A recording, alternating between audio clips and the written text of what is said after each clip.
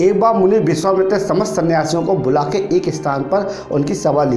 प्राचीन समय की बात है, मुनि विश्वामित्र के बुलावे पर मुनि और सन्यासी लोग एक स्थान पर एकत्रित हुए सभा करने के लिए। सभा में मुनि विश्वामित्र ने सभी को संबोधित किया।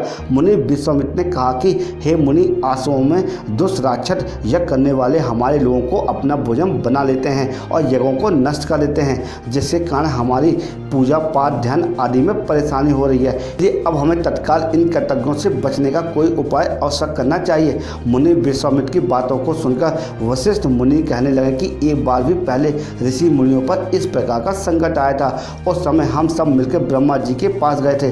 ब्रह्मा जी ने ऋषि मुनि को संकट से छुटकारा पाने के लिए उपाय बताया था। ऋषि लोग ध्यानपूर्वक वशिष्ठ मुनि की बातों को सुनकर कहने लगे कि वशिष्ठ मुनि ने ठीक ही कहा है, हमें ब्रह्मदेव की शरण में जाना चाहिए। ऐसा सुनकर सभी ऋषि मुनि स्वर्ग की ओर प्रस्थान किए। मुनियों के इस प्रकार कष्ट को सुनकर ब्रह्मा जी को बड़ा ही आश्चर्य हुआ।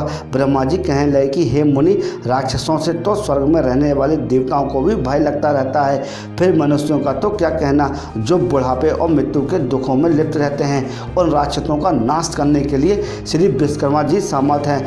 आप लोग विश्वकर्मा जी की शरण में जाएं। इस समय पृथ्वी पर अग्नि देवता के पुत्र मुनि अंगिरा यज्ञों में श्रेष्ठ पुरोहित हैं और जो श्री विश्वकर्मा जी के भक्त हैं वही आपके दुखों को दूर कर सकते हैं। इसलिए हे मुनि, आप उन्हीं के पास जाएं। सूत जी बोले। ब्रह्मा जी के कथन के अनुसार मुनि लोग अंगिरा ऋषि के पास गए। मुनि की बातों को सुनकर अंगिरा ऋषि ने कहा कि मुनि, आप लोग व्यर्थ में ही इधर उधर मारे मारे फिरते हो। जो दुखों को दूर करने वाले विश्वकर्मा भगवान के अतिरिक्त कोई और भी सामर्थ्य नहीं है। ऋषि अंगिरा जी ने उन सभी ऋषि मुनियों को विश्वकर्मा जी की पूजा आराधना करने के लिए कहा।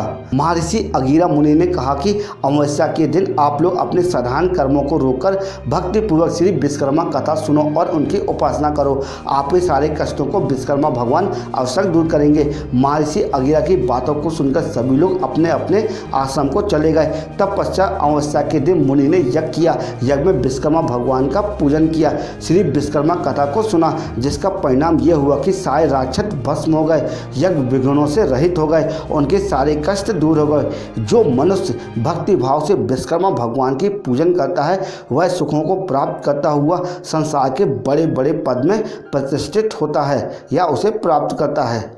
दोस्तों, अगर आप बड़े पद में जाना चाहते हैं तो श्री विश्वकर्मा भगवान की पूजा और आराधना कीजिए और उनकी उपासना कीजिए। अगर ये छोटा सा वीडियो आपको यूजफुल लगा हो और लगा हो कुछ सीखने को मिला हो तो इसी वक्त हमारे यूट्यूब चैनल को लाइक कर देना और हो सके तो चैनल को सब्सक्राइब कर देना और बेल आइकन घंटे को भी प्रेस कर देना, क्योंकि इसी तरह यूजफुल कंटेंट हम प्रतिदिन आपके लिए बनाते रहते हैं। जय श्री कृष्ण।